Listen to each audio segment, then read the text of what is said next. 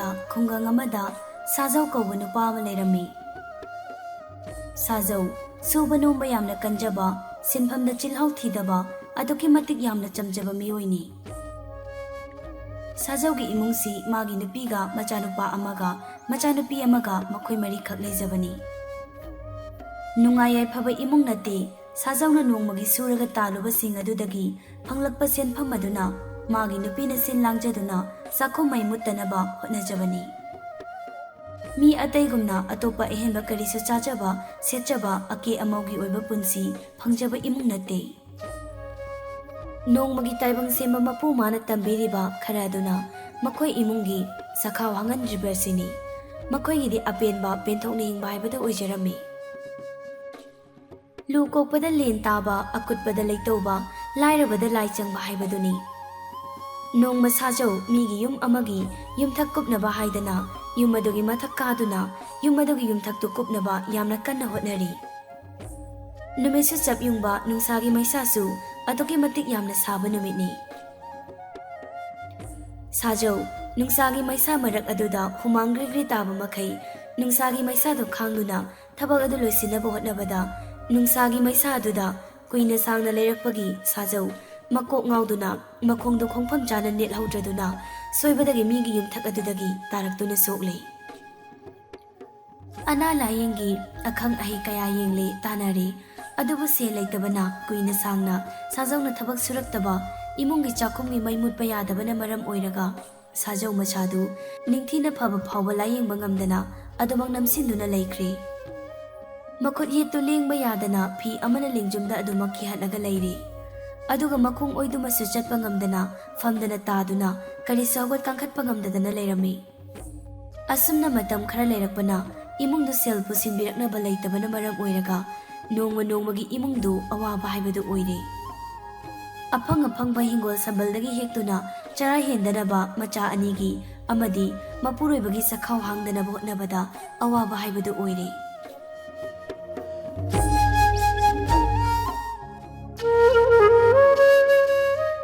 ꯅꯣꯡꯃ ꯁꯥꯖꯧꯒꯤ ꯅꯨꯄꯤꯗꯨ ꯃꯥꯒꯤ ꯅꯨꯄꯥꯗ ꯋꯥꯔꯤ ꯑꯃ ꯍꯧꯗꯣꯔꯛꯏ꯫ ꯅꯨꯄꯥ, ꯑꯩ ꯁꯦꯜ ꯊꯣꯛꯅꯕ ꯊꯕꯛ ꯑꯃ ꯊꯤꯔꯒꯦ꯫ ꯑꯁꯨꯝꯅ ꯁꯨꯝ ꯂꯩꯔꯕꯗꯤ ꯑꯄꯤꯛꯄ ꯏꯆꯥ ꯑꯅꯤꯁꯤꯒ ꯆꯔꯥ ꯁꯣꯏꯗꯅ ꯍꯦꯜꯂꯅꯤ꯫ ꯑꯩ ꯍꯧꯖꯤꯛ ꯌꯨꯝꯗ ꯁꯨꯝꯅ ꯇꯨꯃꯤꯟꯅ ꯂꯩꯁꯤꯟꯕꯗꯤ ꯌꯨꯝꯁꯦ ꯄꯨꯕ ꯉꯝꯃꯔꯣꯏ꯫ ꯍꯧꯖꯤꯛ ꯆꯦꯡꯐꯨꯗ ꯆꯦꯡ ꯃꯔꯨ ꯑꯃꯠꯇ ꯇꯥꯗ꯭ꯔꯤ꯫ ꯍꯤꯡꯈꯣꯜꯗꯒꯤ ꯍꯦꯛꯂꯨꯕ ꯃꯅꯥ ꯃꯁꯤꯡꯈꯛ ꯆꯥꯕꯁꯨ ꯌꯥꯕ ꯅꯠꯇꯦ꯫ ꯑꯩ ꯑꯐꯪꯕ ꯊꯕꯛ ꯑꯃ ꯍꯦꯛꯇ ꯊꯤꯔꯒꯦ꯫ ꯁꯤꯒꯤ ꯐꯤꯕꯝ ꯑꯁꯤꯗ ꯑꯩ ꯌꯨꯝ ꯑꯁꯤꯗ ꯁꯨꯞꯅ ꯇꯨꯃꯤꯟꯅ ꯂꯩꯁꯤꯟꯕꯗꯤ ꯉꯝꯃꯔꯣꯏ꯫ ꯁꯥꯖꯧ ꯃꯥꯒꯤ ꯅꯨꯄꯤꯒꯤ ꯋꯥꯐꯝ ꯑꯗꯨꯗ ꯌꯥꯝ ꯅꯨꯡꯉꯥꯏꯇꯅ ꯃꯥꯒꯤ ꯅꯨꯄꯤꯗ ꯌꯦꯡꯂꯒ ꯍꯥꯏꯔꯛꯏ꯫ ꯑꯩꯅ ꯌꯨꯝꯁꯤꯒꯤ ꯃꯇꯤꯛ ꯆꯥꯕ ꯅꯨꯄꯥ ꯑꯃ ꯑꯣꯏꯕ ꯉꯝꯗꯕꯅ ꯌꯨꯝ ꯑꯁꯤꯕꯨ ꯈꯣꯝꯖꯤꯟ ꯇꯥꯁꯤꯟꯅ ꯆꯦꯛꯁꯤꯟꯅ ꯌꯨꯝ ꯀꯣꯏꯗꯨꯅ ꯅꯆꯥꯁꯤꯡ ꯑꯁꯤ ꯁꯦꯟꯅ ꯂꯩꯒꯗꯕꯤ ꯅꯪꯅ ꯋꯥꯐꯝ ꯑꯗꯨ ꯉꯁꯤ ꯍꯥꯏꯔꯕꯅꯤꯀꯣ꯫ ꯑꯩꯁꯤꯕꯨ ꯍꯤꯡꯕꯗ ꯀꯥꯟꯅꯕ ꯃꯤꯁꯛ ꯍꯥꯏꯕꯗꯨ ꯑꯣꯏꯔꯤꯕ꯭ꯔꯅꯦ? ꯑꯩꯅ ꯌꯨꯝ ꯑꯁꯤꯗ ꯂꯩꯍꯧꯔꯒ ꯅꯪꯅ ꯃꯄꯥꯟ ꯊꯣꯛꯇꯨꯅ ꯁꯦꯜ ꯇꯥꯟꯒꯗꯧꯔꯤꯕ? ꯑꯩꯅ ꯁꯣꯛꯂꯝꯗ꯭ꯔꯕ ꯅꯥꯔꯝꯗ꯭ꯔꯕ ꯑꯩꯅ ꯁꯦꯜ ꯇꯥꯟꯖꯔꯝꯒꯗꯕꯅꯤꯀꯣ꯫ ꯍꯦ ꯅꯣꯡꯗꯝꯕ, ꯅꯪꯅ ꯑꯩꯒꯤ ꯂꯥꯏꯕꯛ ꯑꯁꯤꯗ ꯇꯝꯕꯤꯔꯝꯂꯤꯕꯁꯤꯕꯨ ꯀꯔꯤ ꯀꯔꯝꯕ ꯅꯣꯡꯗꯝꯕ ꯅꯪꯒꯤ ꯅꯣꯡꯗꯝ ꯈꯣꯜꯅꯣ? ꯁꯥꯖꯧꯒꯤ ꯅꯨꯄꯤꯗꯨ ꯃꯥꯒꯤ ꯅꯨꯄꯥꯒꯤ ꯃꯇꯧ ꯑꯗꯨꯗ ꯃꯥꯒꯤ ꯅꯨꯄꯥꯕꯨ ꯊꯦꯝꯖꯤꯟꯕ ꯑꯣꯏꯅ ꯊꯧꯅꯥ ꯍꯥꯞꯇꯨꯅ ꯍꯥꯏꯔꯛꯏ꯫ ꯀꯔꯤꯅꯣ ꯍꯥꯏꯕꯤꯔꯤꯕꯁꯤꯡ ꯑꯗꯨꯕꯨ? ꯌꯨꯝ ꯄꯥꯟꯃꯤꯟꯅꯕ ꯍꯥꯏꯕꯁꯤ ꯃꯁꯤꯅꯤ꯫ ꯑꯃꯅ ꯑꯃꯒꯤ ꯑꯋꯥꯠꯄ ꯑꯁꯣꯏꯕ ꯃꯦꯟꯁꯤꯟꯅꯒꯗꯕꯅꯤ꯫ ꯑꯃꯅ ꯑꯃꯒꯤ ꯃꯇꯦꯡ ꯄꯥꯡꯅꯒꯗꯕꯅꯤ꯫ ꯅꯍꯥꯟ ꯃꯈꯩ ꯃꯣꯏ ꯄꯥꯕꯨꯡꯅ ꯍꯣꯠꯅꯔꯝꯂꯤꯕꯁꯤꯗꯤ ꯑꯅꯥ ꯑꯌꯦꯛ ꯌꯥꯎꯔꯕꯗꯤ ꯑꯩꯁꯨ ꯍꯣꯠꯅꯕ ꯇꯥꯕꯅꯤ꯫ ꯀꯔꯤꯒꯤ ꯃꯁꯤꯗ ꯗꯨꯛ ꯈꯟꯖꯤꯜꯂꯤꯕꯅꯣ? ꯄꯨꯝꯅꯃꯛ ꯇꯥꯏꯕꯪ ꯁꯦꯝꯕ ꯃꯄꯨ ꯃꯥꯒꯤ ꯀꯨꯝꯍꯩꯅꯤ꯫ ꯑꯩꯈꯣꯏꯅ ꯅꯥꯊꯩꯗꯨꯅ ꯆꯦꯟꯕꯁꯨ ꯌꯥꯔꯣꯏ꯫ ꯑꯩꯅ ꯊꯥꯖꯩ ꯅꯍꯥꯛ ꯅꯣꯡꯃꯗꯤ ꯁꯣꯏꯗꯅ ꯐꯒꯠꯂꯛꯀꯅꯤ꯫ ꯑꯗꯨꯒ ꯍꯥꯟꯅꯒꯨꯝ ꯁꯦꯜ ꯇꯥꯟꯗꯨꯅ ꯏꯆꯥꯁꯤꯡ ꯑꯃꯗꯤ ꯑꯩꯕꯨ ꯍꯥꯟꯅꯒꯨꯝ ꯅꯨꯡꯉꯥꯏꯅ ꯊꯝꯒꯅꯤ꯫ ꯁꯥꯖꯧ ꯃꯥꯒꯤ ꯑꯁꯣꯛꯄ ꯃꯈꯣꯡ ꯃꯈꯨꯠꯇꯨꯗ ꯅꯤꯡꯉꯝꯗ ꯄꯦꯟꯗꯅ ꯌꯦꯡꯉꯤ꯫ ꯃꯁꯤꯕꯨ ꯐꯔꯛꯈꯤꯒꯗ꯭ꯔꯅꯦ? ꯑꯩꯕꯨ ꯍꯥꯟꯅꯒꯨꯝ ꯄꯥꯡꯒꯜ ꯀꯜꯂꯛꯈꯤꯒꯗ꯭ꯔꯥ? ꯑꯩ ꯊꯥꯖꯕ ꯉꯝꯗꯦ ꯅꯨꯄꯤ, ꯑꯩ ꯊꯥꯖꯕ ꯉꯝꯗꯦ꯫ ꯀꯔꯤꯒꯤ ꯐꯔꯣꯏꯗꯒꯦ? ꯑꯩꯅ ꯊꯃꯣꯏꯗ ꯆꯦꯠꯅ ꯊꯥꯖꯩ ꯅꯍꯥꯛ ꯁꯣꯏꯗꯅ ꯐꯔꯛꯈꯤꯅꯤ꯫ ꯃꯇꯝ ꯈꯔꯗꯤ ꯑꯩꯁꯨ ꯀꯔꯤ ꯇꯧꯕ ꯌꯥꯒꯦ ꯍꯥꯏꯕꯗꯣ ꯌꯦꯡꯂꯒꯦ꯫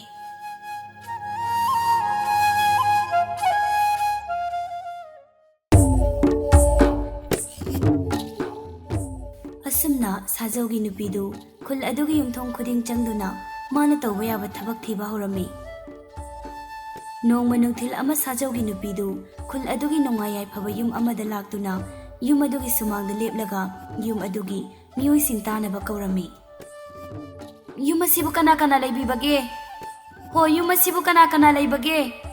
Miga lairabadi mapadamda thokpiro wa mata haizage. Imungdagi nupi amagi khonjalda khumlai.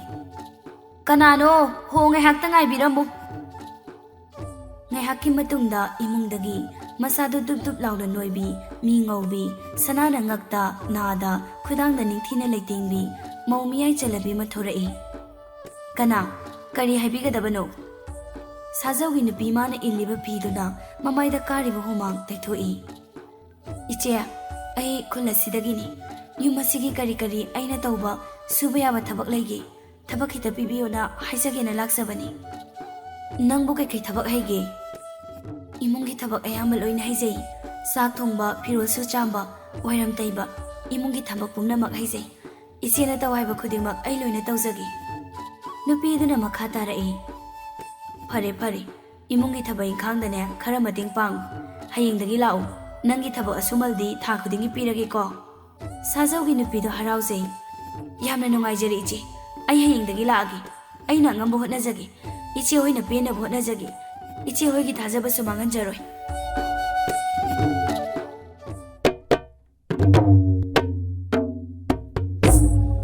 Asamna sajaugi nupidu mathangi numitagi imung aduda thabak suba chatlammi. Nongnini matungdagi koina sum chalakpana yum ama ani da thabak suba phanglammi. Asamna yum anihum haidana chatpadudagi sajaugi imungdu awaba khara makhaidi pharammi. Yamnamak ahenba natrasu chaba phawbadi watana puba ngamjari. Adabu sajaugi nupidi nongmada yum ani ahumdo haidana thabak surabanina masada wabanadi choktharami. Adabu mamagi imungi machagi mapuroibagi khanduna magi awabadudi nongmata makhoida uhalamde. Ina kaira khunba imung sing adudadi nongmagi hundokliba aremba chana thaknaba athum ahau mayam ama makhoidadi karisu leiba posak nate. Makhoigi mafamda madugi mamal leite. Aduba sajaugi imungdadi makhoigi aremba sing adu aduki matik mamal leiba oirami. Sajaugi nupina makhoina hundokadaba sing adudagi afaba asengba sing adu ningthina yomlaga mayumda puraklaga macha singbu mabuk thanna ahauba acha thaksing bijarami. Asamna matam khara hokre sajaugi nupigi subano matandaba pukchel sengba mi loina bahaiba thabak khuding machu dana tana tawbasida mana thabak suriba imungi miyoi khuding makna mabu nungsibiba apenba haibadu oirami.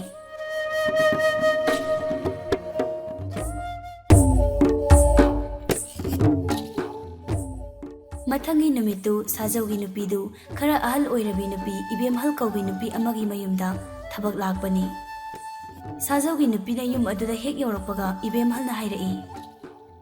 Bema ngarang nangna thabak loiramaga yum hankragane noi tadagi mamanaba khara numidangda chak chanai. Adugi ngarangi mathel asengba yam lehawbani. Nang angang sing pijanaba horen pugo ko asengba phaba ngaktani. Sajaugi nupidu yamna harauzai. Hoise pujakhige. Asumna sajaugi nupidu imungdugi thabai khang pumnamak ningthina loisilamlaga chanaba sing adu magi khawaduda ningthina hapchinduna mayum tamna halakle.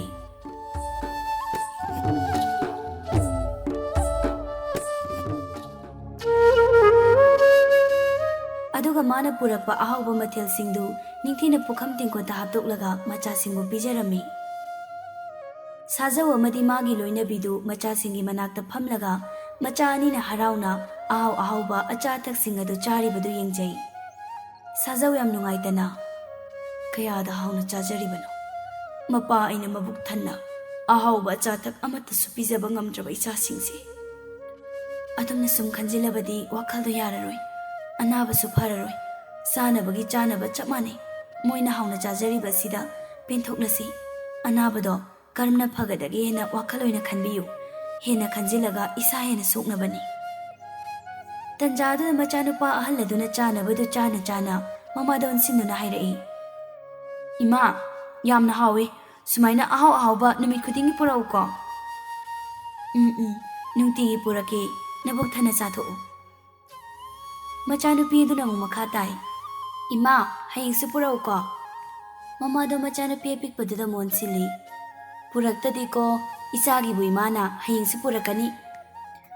ꯑꯁꯨꯝꯅ ꯅꯨꯃꯤꯠ ꯈꯨꯗꯤꯡꯒꯤ ꯁꯥꯖꯧꯒꯤ ꯅꯨꯄꯤꯅ ꯏꯕꯦꯝꯍꯜꯒꯤ ꯏꯃꯨꯡꯗꯒꯤ ꯑꯆꯥ ꯑꯊꯛꯁꯤꯡ ꯍꯥꯏꯔꯝꯗꯨꯅ ꯄꯨꯔꯛꯂꯒ ꯃꯆꯥꯁꯤꯡꯕꯨ ꯍꯦꯛ ꯍꯦꯛ ꯄꯤꯖꯩ꯫ ꯏꯕꯦꯝꯍꯜꯁꯨ ꯏꯅꯥꯛ ꯀꯩꯔꯥꯛ ꯈꯨꯟꯕ ꯑꯃꯗꯤ ꯑꯐꯕ ꯄꯨꯛꯆꯦꯜ ꯆꯥꯎꯕ ꯃꯤꯑꯣꯏ ꯑꯃ ꯑꯣꯏꯕꯅ ꯑꯆꯥ ꯑꯊꯛ ꯈꯔ ꯑꯗꯨꯗ ꯃꯃꯤꯠꯈꯛ ꯆꯥꯎꯁꯤꯜꯂꯨꯗꯦ꯫ ꯍꯔꯥꯎ ꯍꯔꯥꯎ ꯑꯗꯨꯃꯛ ꯃꯥꯅꯕꯨ ꯍꯦꯟꯅ ꯊꯋꯥꯏ ꯌꯥꯎꯅ ꯑꯉꯥꯡꯁꯤꯡꯒꯤ ꯄꯨꯕꯤꯈꯣ ꯍꯥꯏꯅ ꯍꯦꯟꯅ ꯑꯗꯨꯝ ꯄꯤꯔꯛꯏ꯫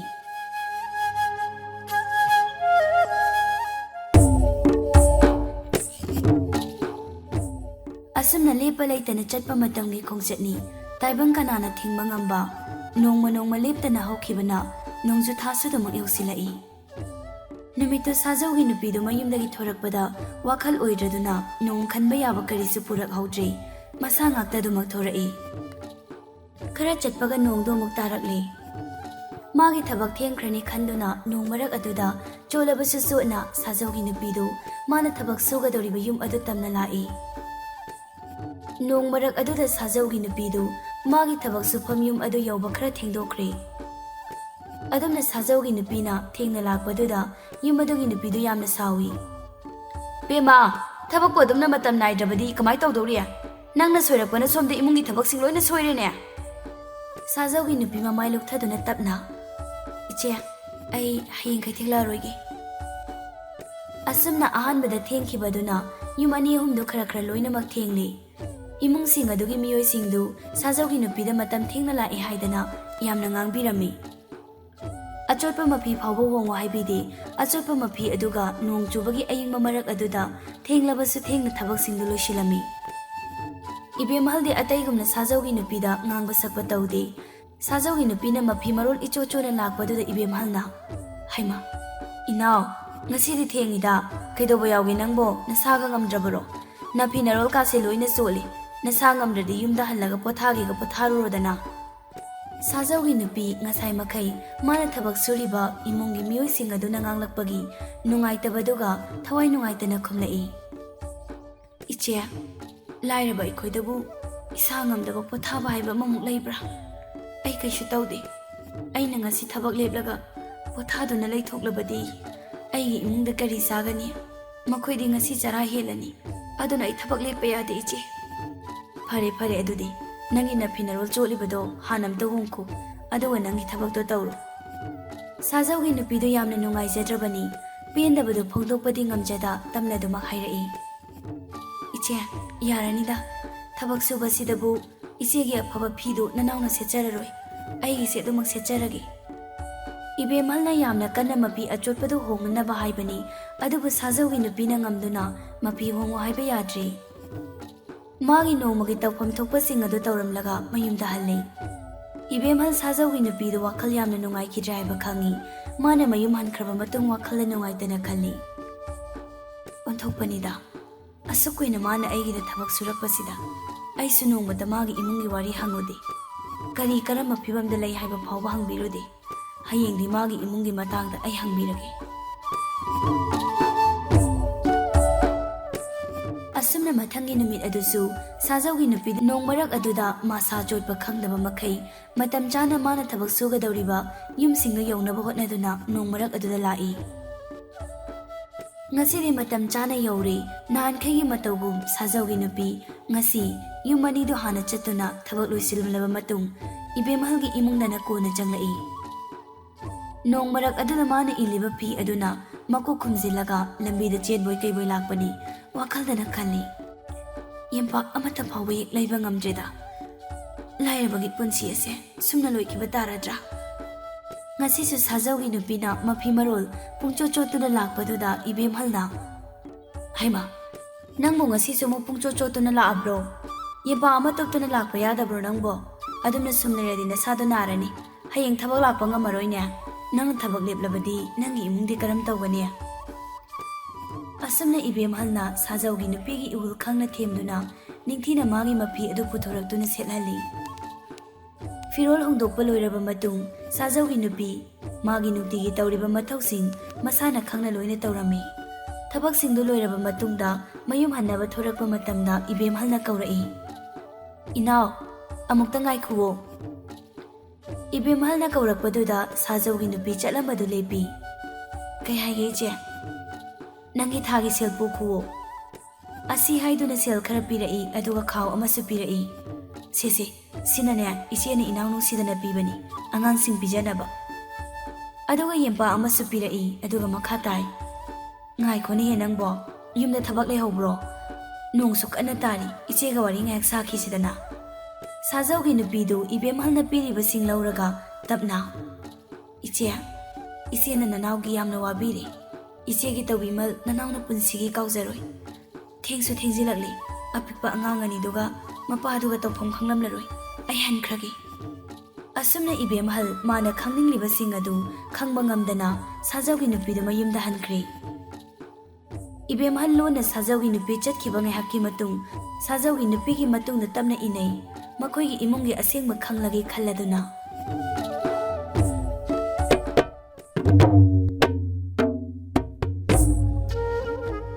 Sajau su magi nupi gi thongna hapa wai sing amadi magi nupi na wana hotna jabaduna nongma nongmagi masado katkalaklabani saisu paiduna chatpa phawba ngamlaklabani. Yum aduda magi nupi na sel tanba chatkraga sajau na macha singbu senaduna ma amuk hanagu masa phagalakani haibagi asada hingjaribani. Asumna ibemhal sajau gi nupi gi matungda lona sum inarakpana khara chatlaba matung sajau gi nupi du wana konthong panba thongalamada sangkre. Ibemhal sodumak tumin inarai. Ngai hakki matung sajau khoigi mayum yauraduna sajau gi nupi du yumadugi manungda sangkre. Yumadu ubadada nungsiba phawi piktakna pakhal oina sari hingkoladusu sajauna masa sonba amadi magi nupina numichupa thabak chatuna leibana loisin tansin binaba leitana ison sonjile. Yumadugi phaklang singadusu ikai kaidana khingthari yumadu apikpa oibaga imung mangol wangangba ita tanarami. Ibemhal tumina sum yum adugi akoiba phibam yengna imungda sajaugi imungi miuising wari sanaribadu tai. Sajaugi nupi ngasai ibemhalna pirakhiba chana thaknabasing puthoraktuna machasingbu pijai. Macha nupido harauna chanabasingdu chana. Ima, aidi ngasaidagi chak yamna lamdana leiramini. Ima halakpa yam wana ngairamini ngo. Ngasi thengai kaigino ima. Macha nupa ahalni mabungni sadana macha nupido onsinduna. Chak lamadi chanabado hana pukthana chasiloichan. Ima do thabakna yadabai thengak poiramgani. Macha nupado mamada monsinduna makha tai. Natra ima. Mani. Sasilo nabuk thanaba. Ibemhal ngahak adumna leptuna imungda sanariba wari taramlaba matung imungda tapna changlai. Ure pikliba machani duna phamangda phak ama thaduna phamlaga mana pikhiba asathak singadu harauna chariba. Aduga sajauna ison sona phamungda hiptuna leiribadu su ui. Sajaugi nupidu ibemhal nadamna itha thajadana changlakpaduda ngakna. Iche, kadomdagino itha thajadana changbiro osomda. Asi haiduna mora makhong nama paitharaba ma yamna ikaina thari. Ibemhal karisu akoiba utana moraduda phamaga wari makha tai. Inaw, nangna suk waraga asuk phibam chadraga nangna icheda wayam ta haidri kaigino. Nangna ichebu pokminade khanna koiribro. Kaigino, aidi nangse aige pokminaba inaw nupi makni khallibani. Nangna hayu tammu yararoi khandana nangi nadongda lona inarduna nangi imungi phibam yenglurage khanna isiena ne nangi nadong lona inarakpani. Nangi chebu warongnu ko. Ise adamna khanjaba leiteda. Nanawna awaba waribu kanana taningadage khandana rijadabani. Aigi awaba warisina isebusu wahalani khanduna. Hingminarabadi amana amagi angama mating pangnagadabanine. Ibungona kari kamdawdana ngamkhidribano. Sajaugi nupina magi nupa ngasigi oiriba phibam asigi matangda arotpa mata thamda ibemhalda lirami. Sajaugi imungi wari pumba khanglabada ibemhalda makha tai. Phare sumna kuina sonduna leiba yabrado. Aikhoi mayam leiribasidi hayingmak leibak asigi aphawba akhang ahising tanadana ne ibung ulayingsi. Aduga yum asisune nongsing tarakladi yam nungairoi. Ama sanaba taurasi. Sajaugi nupidu ibemhalgi minungsi chawba mataw aduda mamintagi mapitana ibemhalda konseli. Iche tawbiribasing asibu karino. Nanawbu mangla taibangla. Ai ichebu punsigi kauzaroi. Ichebu aigi pokminaba iche makni khanjage ko. Angangani da tumin adumak wari tai. Sajau su phamung mathak aduda mamitagi mapitana magi nupi amadi ibemhalna sanariba wari adu tari. Asumna mathangi numitagi Ibemhalna Sajaubu Leibak adugida natana Thangnaba Leibak singdagi Ana layingi lamda akhang ahi kaya tanaduna layingbiri. Nongma nongmagi sajausu masakan khalakli aduga Ibemhalna sinduna yumadusu anauba nong yudaba phajaba masabiri. Masigi matung sajausu masada pungpha phaduna hanagum thabaksu nomduna magi nupi amadi machani bu nungaina thamba ngamle. Asumna lairabana pattatlaba sajaugi imung Ibemhal thingnarubana awaba khara makhaidi kokpiri. Asumna leibak khudingda lairabana nongmagi chara phawba anisuna chaba phangdraba kaya amagi punsidi ngasisu Chakhaugi lan marak asida kanana su khangbide adumak wajaduna ngasisu hingli.